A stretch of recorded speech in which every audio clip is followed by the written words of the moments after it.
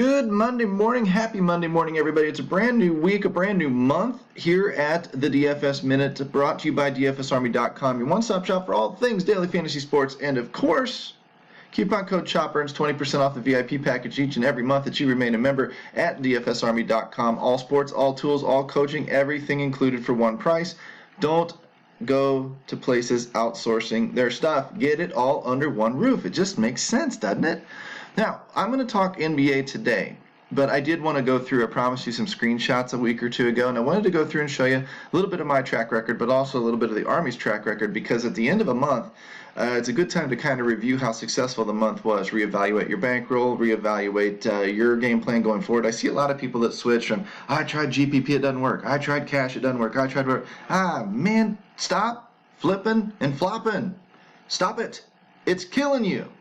Your best bet is to ride it out for a large sample size before you try to evaluate anything, because you are going to just end up chasing your tail, chasing all of the dips everywhere you go, and then wonder why you're never winning. You're not winning because you're changing everything all the time. Chill out. Slow down. Let the process take its own course and repair itself. You need to sit through that low point to get to the high point, if that makes any sense. That's just variance 101. Comes from my poker background and everything else. The long run is long.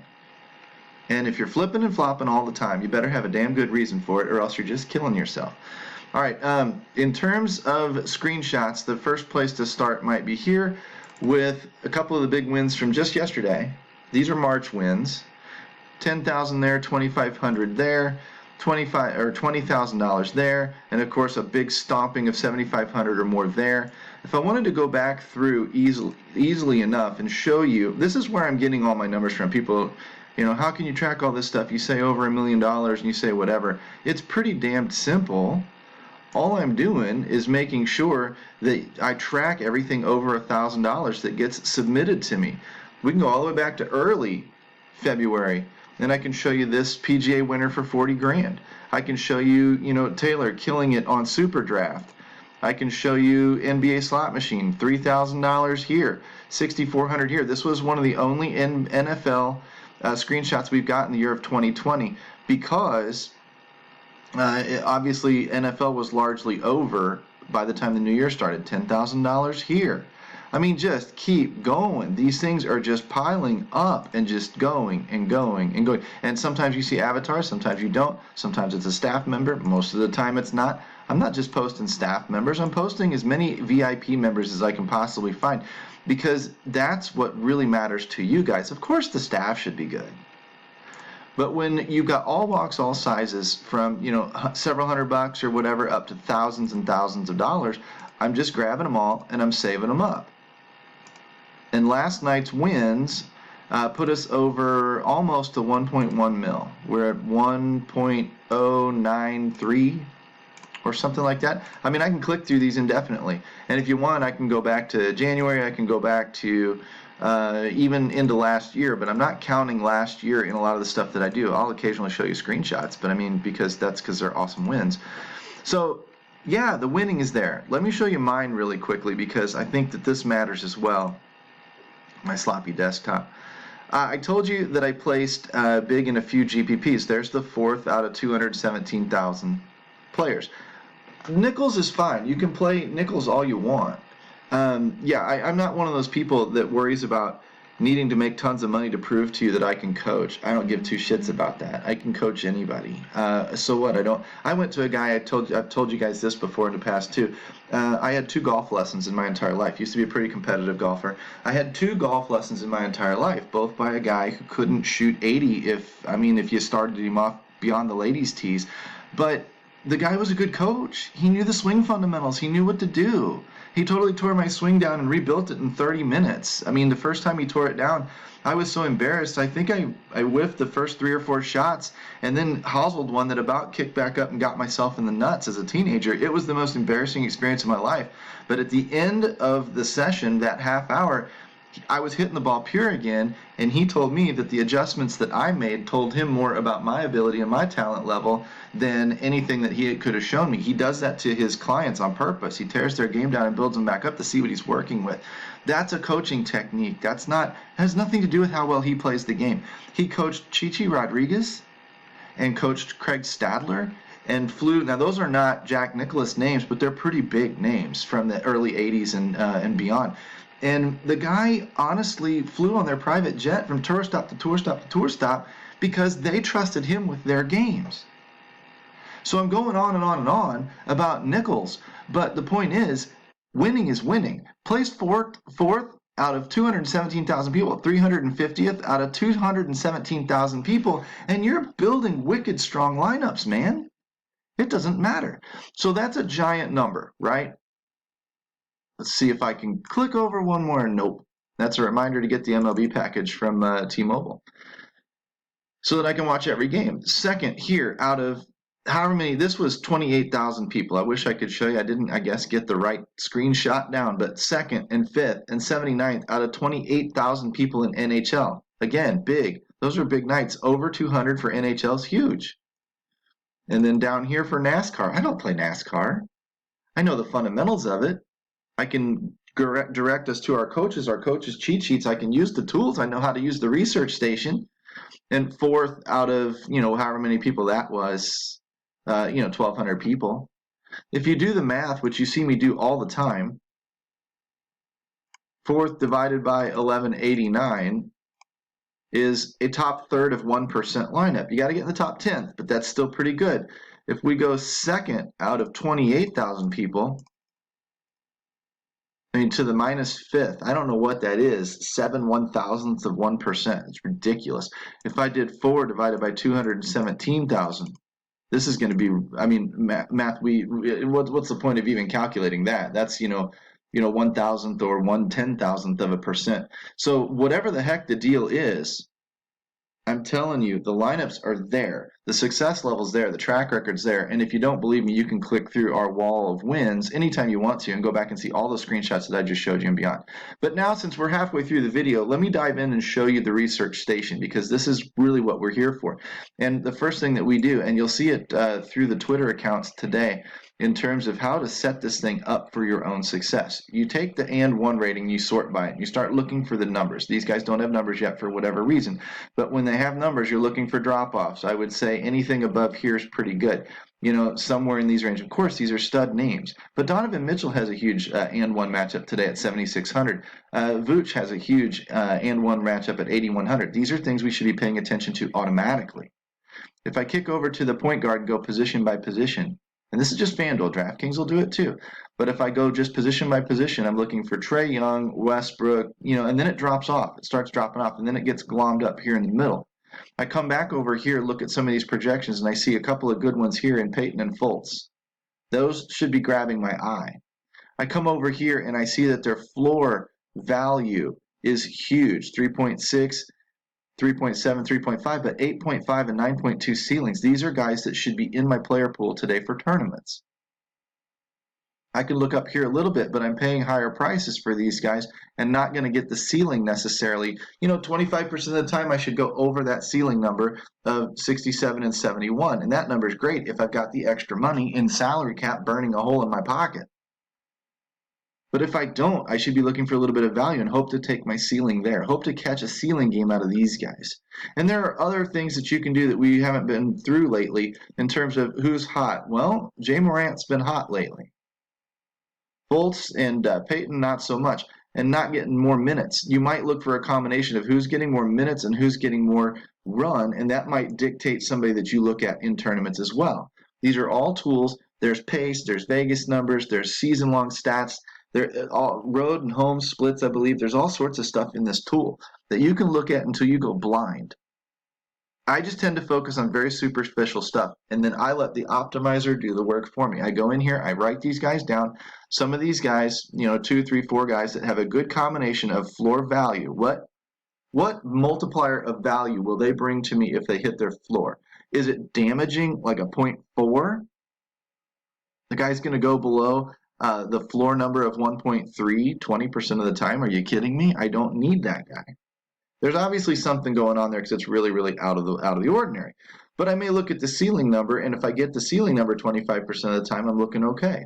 So I'm looking for a combination because I want a guy with a high ceiling, but I also want a guy with a decent floor. I want a guy that has both a high floor and a high ceiling. I want a high floor because I want consistent points. I want something that can actually help me even if it fails. But then I want to, or it doesn't kill me if it fails.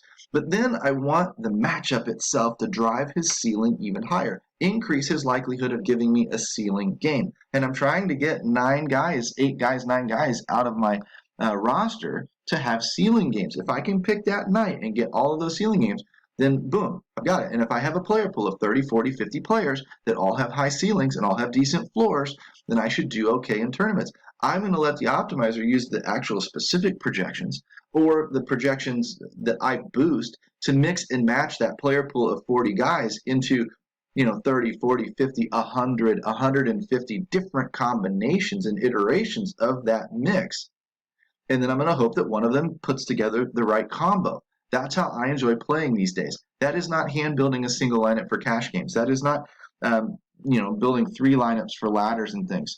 I find it more fun for me to use my budget incredibly cheaply. I don't care about the $2.50. Laugh at it all you want. I don't care. I can run 50 lineups out there and turn it into $100 in NBA. I can do it into 40 or 50 bucks in hockey. I can do it in NASCAR. I can do it in MMA. I can do it in golf. I can do it in baseball when it comes around. I can do it in every single sport, every single night. It's affordable. My risk is spread out. I'm risking the same, say, 20 bucks a day, but I'm doing it across dimes or nickels, dimes, quarters, 2 different sites, whatever else. And if I lose 20 bucks a day, I don't give a shit. I can afford it. I don't care.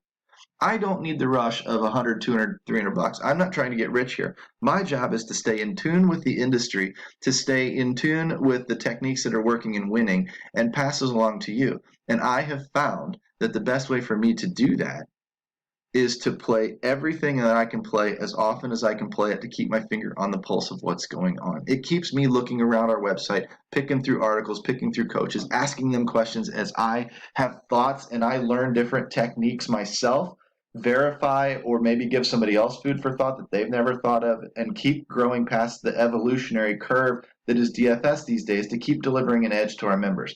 That's my wheelhouse. Like it or love it. That's my wheelhouse, and that's how I help you become a better player as well.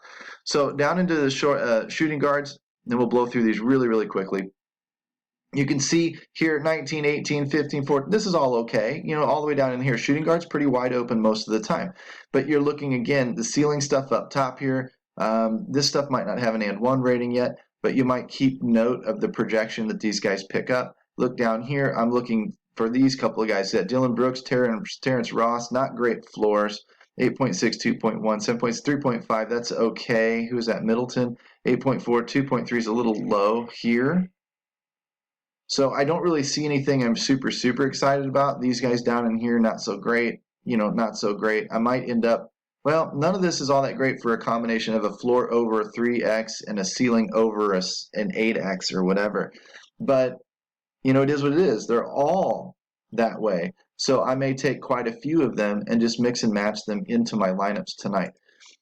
Or go read the coaching cheat sheets and pick the guys the coaches are recommending. Because if the numbers aren't popping, then I'm going to need something to help me decipher between the better picks. Now, see, I would say I would put a good bit of weight on Giannis. Although I've seen Giannis over a 20, there's something in the matchup here, -2 ADVP, something in the matchup here that he might not be, or maybe it's recency last 3 games or something like that. Something is driving his and 1 down a little lower than usual, but it's a big drop-off still, down to Bogdanovich, Kyle Anderson, Josh Jackson, whatever. Even bigger drop-off down to Jackson. So I need to, again, but look at the ceilings here. You've got lots of ceilings, probably relatively cheap plays. Yeah. When you see cheap players, you get high ceilings. That's okay. You're going to be taking some value out of this spot. So you might use a Giannis to get contrarian in a certain sense, because if everybody else is taking their value out of this spot, Giannis should go a little bit under-owned, and we know he can smash the slate. It's just whether or not he does. But I look at the 3.5 floor, 6.5 ceiling, 3. These are better, 8 and 9 ceilings. So Bogdanovich and Kyle Anderson, I would boost their projections. Probably boost Josh Jackson as well. 9.1, 3, 8.2, Carmelo Anthony. I mean, in tournaments, you're not really going all that wrong by using some of these guys. Bam's not going to have an and 1 rating, but now again, we've got a couple of guys, top guys to pick from here. They've got moderate ceilings, they've got decent floors, they're okay. I come down here, I'm looking for, again, a floor seat. See, like the 1.7, 8.1, I wouldn't take that. Look down here, 2.4, 8.9. I don't think I would take that, even at 30 minutes. That and 1 rating is pretty stinking low. It's a negative number. I don't know that I like that. It's not a good matchup necessarily. So I'd be sticking up in here, and it doesn't look like this is a great night for what I'm typically trying to show you. And that's what's funny, because every slate is different. Every slate presents a different ball of wax, a different set of numbers to kind of sift through and pick your favorites. I don't see a lot of good favorites tonight. There's a good one there in Valanciunas, though, at 8.7 and 3.4. You should have a decent floor game. You should have a ceiling type of game. And if it hits the ceiling, then it does great. And if he hits his floor, he's not killing me. He's not crushing me. Same with Vooch. 3.3, 7.2 is a little low on the ceiling for Gobert. There's another one. Well, that's that's Drummond. 8.8, 3.4. Great combo. So Drummond and Valanciunas might be a couple of my favorite center plays tonight. Whereas the last couple of videos I showed you, it was nobody. In fact, one of the videos I showed you didn't even like anybody. But that's briefly how I'm running through these scenarios. If you want to follow us out on Twitter, you'll see step-by-step how to go through an entire process that uses numbers like fantasy points per dollar, usage, average fantasy points per minute, things like that will take you on an even deeper dive if you want to do that. I do this. I go into the optimizer. I throw 50 lineup combinations out there of about 30 players that I like that have high ceilings and high floors, and then I run it that way. And that's enough to do a bunch of damage. If you want to do even more damage or more specific damage or really dive in and really get to know the ownership leverages and things like that, then you need our specific coaching. You need our experts that are in there. I'm not an NBA expert, never pretend to be one, but you can get access to those guys through our VIP program very, very easily and get access to all the winning screenshots that I showed you. That could be you. Get all of the coaching and any tool, whether it's NASCAR or MMA or any of it, for all one price. You're not outsourcing your information. We own our own and developed our own optimizer. We've developed our own research station tools. We write our own articles. We don't outsource anything because we want to keep total control of the development of our industry as it happens and make the adjustments and the tweaks necessary to keep you ahead of the playing curve. That stuff interests you, you absolutely need to be a member. You can even go to the free offer tab and try us for free for 30 days if you qualify for one of those offers. I'd love to see you guys inside. I'd love to talk to you guys even in more depth and contest selection, bankroll management, things like that. I've helped several guys in the past couple of months kind of correct the ship, get little bitty compliments all the time, which is really my payment, where people say, golly, I didn't even know this stuff, but thank you for explaining this stuff to me because now it's turning my game around. I don't care if it's $5. I don't care if it's $500 or $5,000. I can help anybody with the bankroll management side of things. It's what I do inside the Army. The specific coaching stuff is a lot of times other coaches, and you see them out there winning. It's sometimes in big money on Twitter all the time. So give us a shout, give us a look, and I will talk to you guys maybe tomorrow, and maybe we'll do NHL tomorrow on a bigger slate. Take care. We'll talk to you soon.